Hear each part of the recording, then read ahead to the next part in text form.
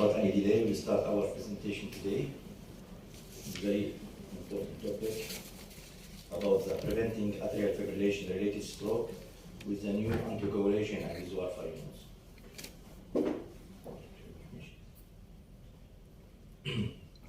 I have no conflict of interest. Our objective today mainly will talk about the prevention of systemic embolization using the antithrombotic drug therapy, antiplatelet therapy, for example, vitamin K antagonist warfarin, non-vitamin K antagonist, this new NOAC. This is our objective. We'll come fast through the definition of atrial fibrillation. Atrial fibrillation is a common arrhythmia characterized by ineffective atrial contraction. In the ECG, the ECG showed irregular RR interval when we don't have some AV block, absence of distinct PTK waves, and irregular atrial activations. We have mainly two forms of atrial fibrillation, clinical AF and subclinical AF. Clinical AF can be symptomatic or asymptomatic, which 1/3 from atrial fibrillation is asymptomatic, which is very important for the later slides to talk about the screening of subclinical AF. The diagnosis will be done by single lead or by 12-lead ECG. In the single lead, we need to have minimum the duration more than 30 seconds to diagnose AF.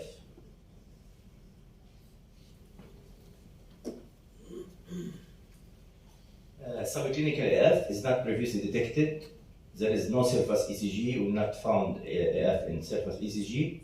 Only it will be detectable by insertable cardiac monitor or wearable monitor and confirmed by physician only. Is the difference between subclinical and clinical AF. Also, as we in the previous slide, we diagnose subclinical atrial fibrillation, as I said, by insertable cardiac monitor, by the, for example, CRTD, pacemaker, and implantable defibrillator. We'll do ECG. If ECG showing AF, we'll manage like clinical AF. If no, we'll continue like subclinical atrial fibrillation. Classification, as everybody knows about the AF, very fast. First diagnosis, AF not diagnosed before, paroxysmal, it's beyond 7 days. It will terminate by himself or by intervention by cardioversion. Persistent, it will be beyond 7 days. Long-standing, it's more than 1 year, and permanent, it's accepted by the patient and physician, and no further attempt to restore sinus rhythm. This one is the structural characterization of AF. We have the 4S. We'll do for each patient the stroke risk assessment, symptom severity, severity of atrial fibrillation burden, and substrate severity comorbidities. In general, this 4S is very important for each patient to decide which will start anticoagulation or we don't start. The key consideration to restart to initiate an anticoagulation treatment regarding primary and secondary prevention of stroke. There is many keys and many factors related and to decide which to start this anticoagulation or we don't start. For example, the most important, the AF-related outcomes and AF-related complications, disease is very important here to talk about this complication. The first is the death. It will increase 1.5 to 3.5-fold increase death.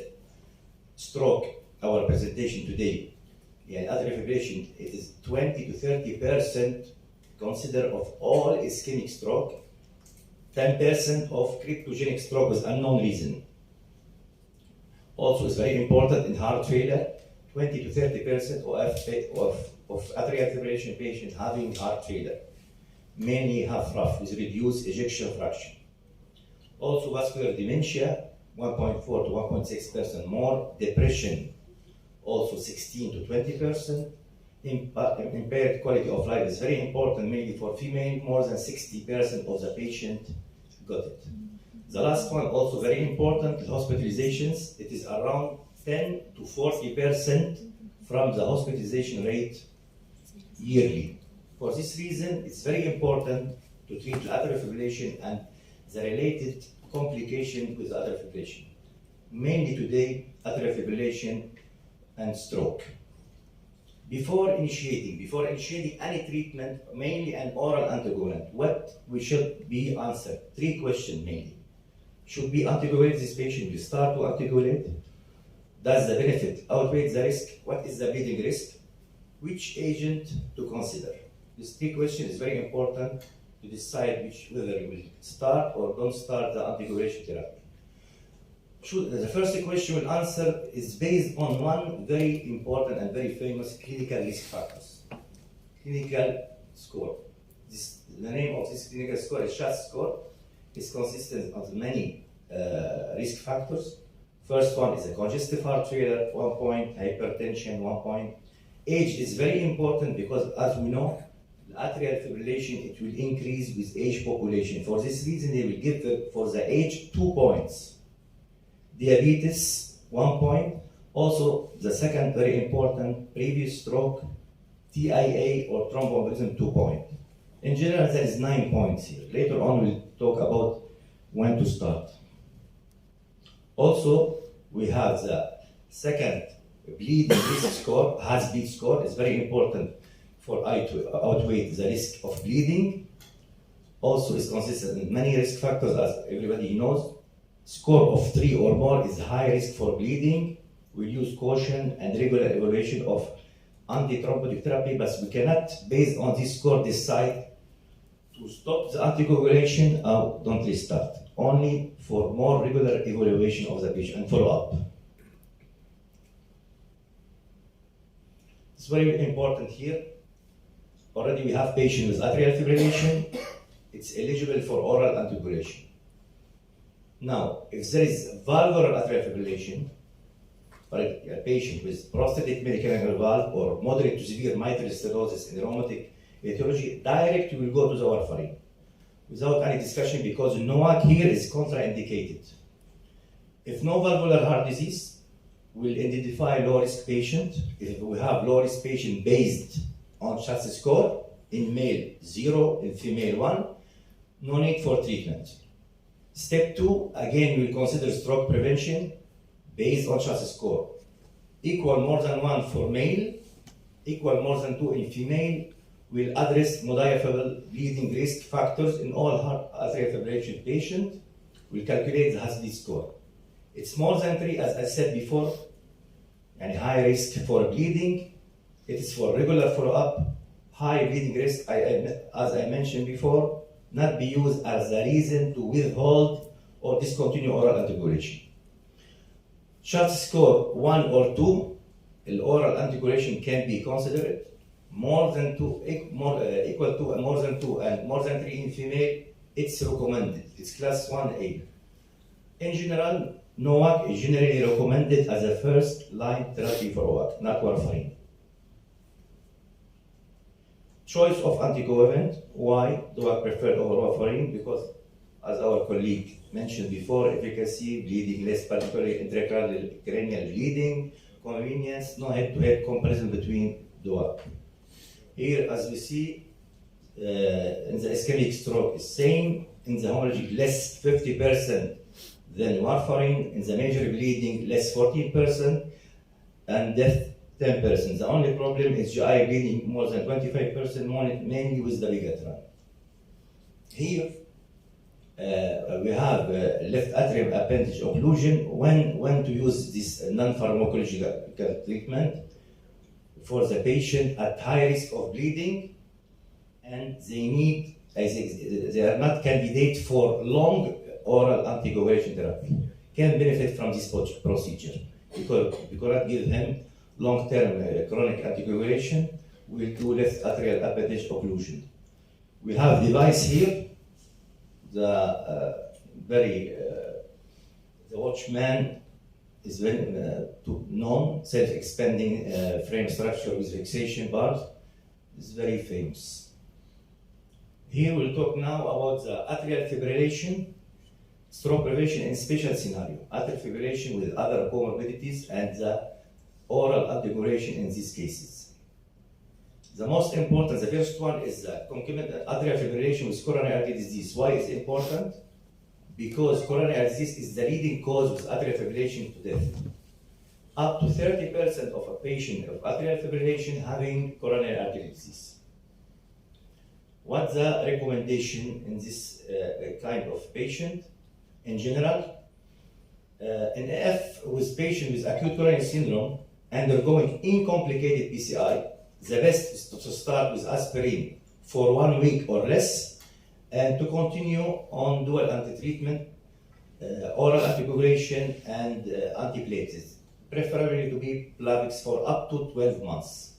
If the thrombosis concern is low than bleeding risk.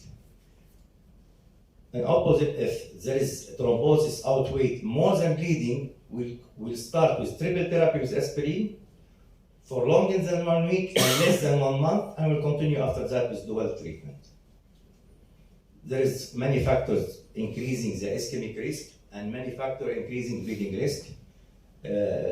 Factors increasing ischemic risk is divided between patient factor, angiography factor, and bleeding risk patient factors. What we have learned from this, NOAC are preferred when treating patients with AF undergoing PCI, unless there is a contraindication, for example, dialysis patient or patient with mechanical valve. Aspirin continuation for 14 days after the procedure might be more realistic approach based on the result of Augustus and interest. The dose of NOAC is very important to reduce when it's, for example, is high risk of bleeding. For example, rivaroxaban from 20 to 15 or other NOAC is like this. Now we have atrial fibrillation, valvular atrial fibrillation, direct we will go to the warfarin because in this case NOAC is contraindicated. Recommendation: NOAC are contraindicated in patients with prostatic and with moderate to severe mitral stenosis. Recommendation for the management of atrial fibrillation during pregnancy: there is acute and chronic management. In the acute management, we'll go either to the electrical or pharmacological cardioversion. For long-term therapy, we'll start with beta blocker, are recommended for rate control. If rate, we will go to the antiarrhythmic, like flecainide, propafenone, or propafenone and flecainide, mainly if no structural heart disease. Recommendation for post-operative AF, mainly long-term oral anticoagulation therapy to prevent, may be considered this patient at high risk of stroke after cardiac surgery, considering the net clinical benefit of oral anticoagulation. Beta blocker should not be used routinely for the prevention of post-operative in patient undergoing non-cardiac surgery. We will start beta blocker only with patients with cardiac surgery, beta blocker mainly. Recommendation for patient after intracranial hemorrhage in patients with high risk of ischemic stroke, reinitiation to restart oral anticoagulation with preference for NOAC over warfarin should be considered in consultation with neurologist, stroke specialist after mainly trauma-related intracranial bleeding, acute spontaneous intracranial hemorrhage, like subdural, subarachnoid, or intracerebral hemorrhage. Reinitiation of anticoagulation here by table, we will consider risk factor for recurrent intracranial hemorrhage. We know there is two kinds of risk factor, modifiable and non-modifiable. There is, for example, between the factor we can address, it is hypertension, alcohol consumption, current smoking, antiplatelet use, and others. Non-modifiable like age, male sex, Asian ethnicity, for example, central disease like cerebral disease. As I said, we will consider risk factors for recurrent. We will address the modifiable bleeding with risk factors. When the risk and benefit, we'll consult with the neurology and stroke specialist, as I said before.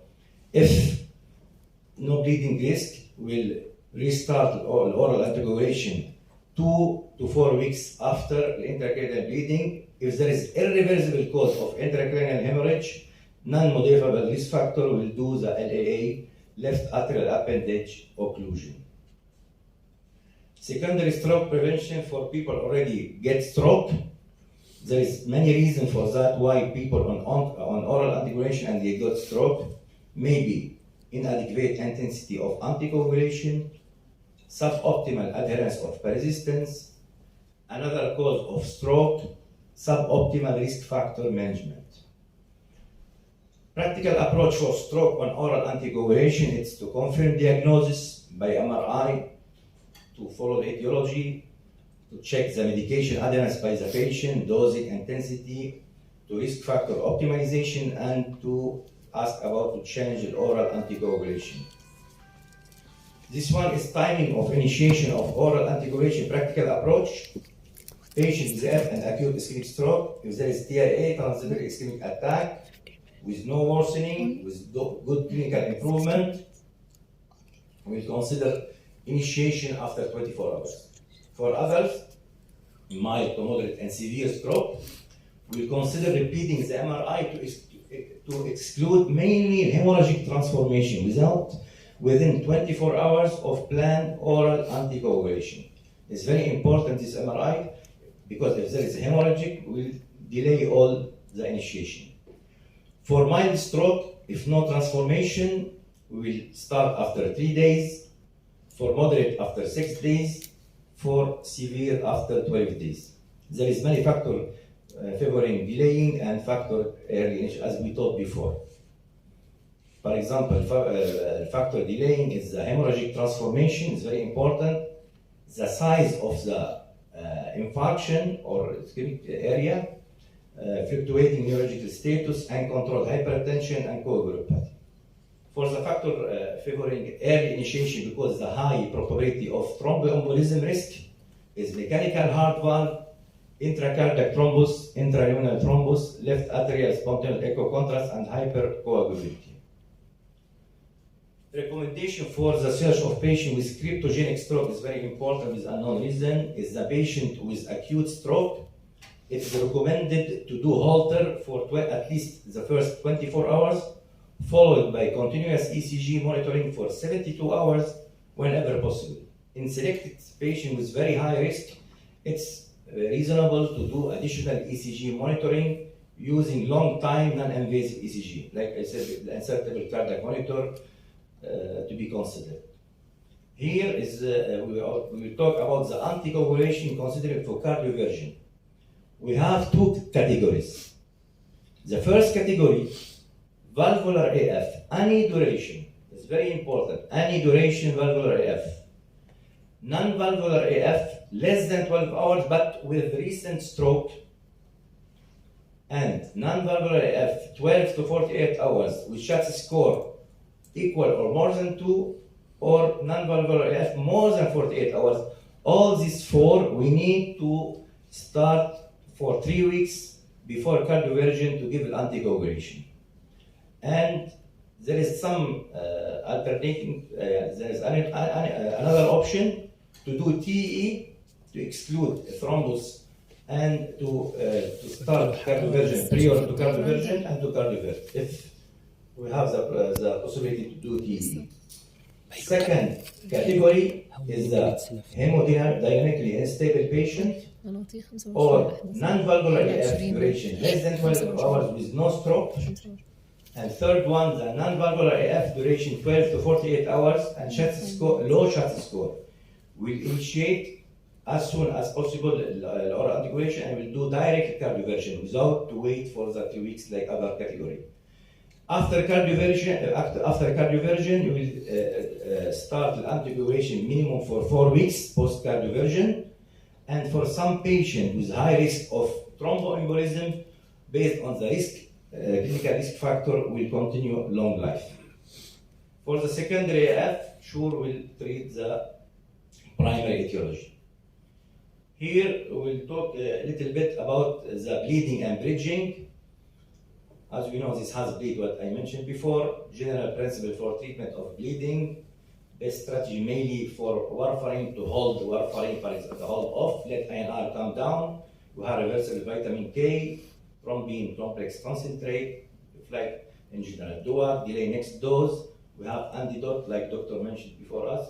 Consider also acid. Here is very important peri-procedure, peri-surgery, everything related to the anticoagulation will decide either to interrupt or no. If no, if we will not do anything, is yes. The question when to stop, bridge or not, when to restart the anticoagulation. These three questions. Based on what we decide to do this? In bleeding risk and thromboembolic risk. What's the bleeding risk? There's two types based on procedure risk at himself and patient bleeding risk. Procedure risk can be high, low, and minimal. Patient bleeding risk is based on Has-Bled score.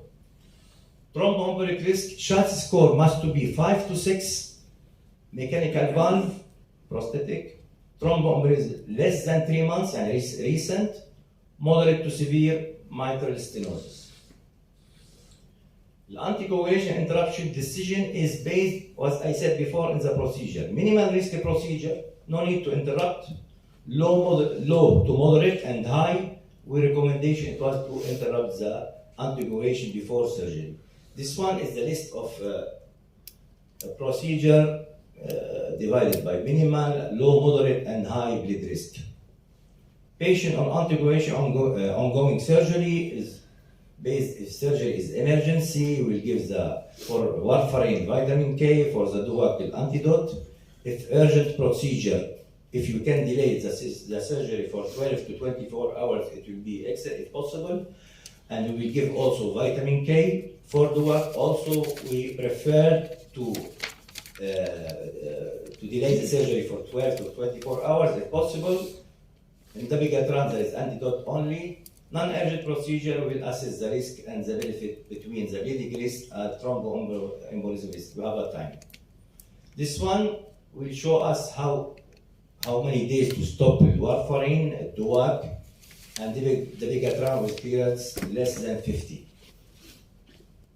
Warfarin in general, we talk about it, no bridging for interruption VKA in patient with low thromboembolic risk.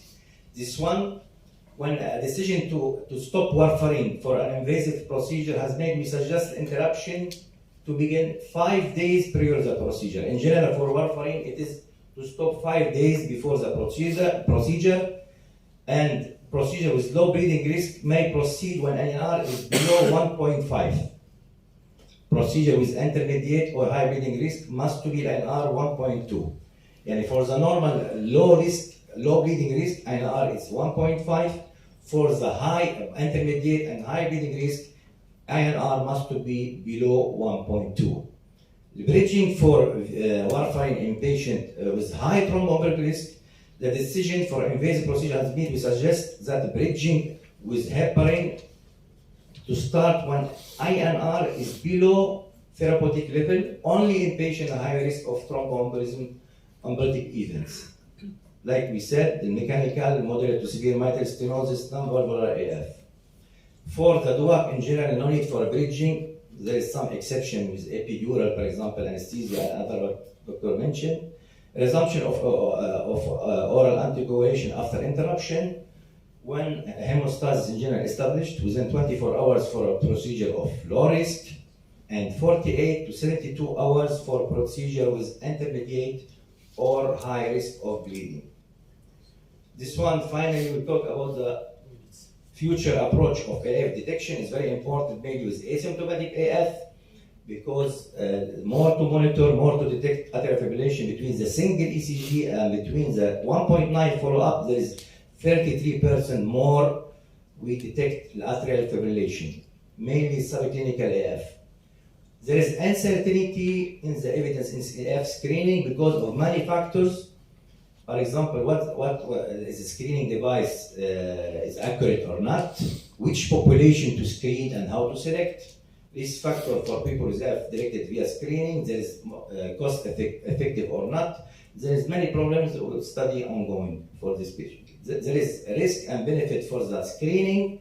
The risk mainly with abnormal result for the patient may cause anxiety.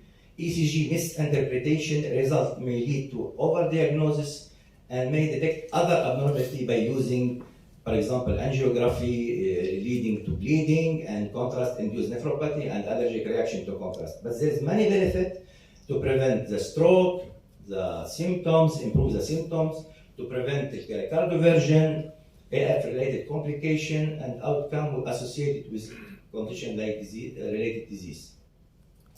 Here is the recommendation 2020 by guidelines for screening. We'll do opportunistic screening for F by pulse taking or ECG rhythm. We'll interrogate the pacemaker and CRTD on regular basis every 6 months to detect mainly the subclinical AF. Systematic ECG is very important in patient aged more than 75 years or a highest risk of stroke. Also, we'll do screening for AF in hypertensive patients and screening patient with sleep apnea when obstructive sleep apnea should be considered. Okay, here is very important. The systematic ECG screening should be to detect AF in individual more than 75 years. Here,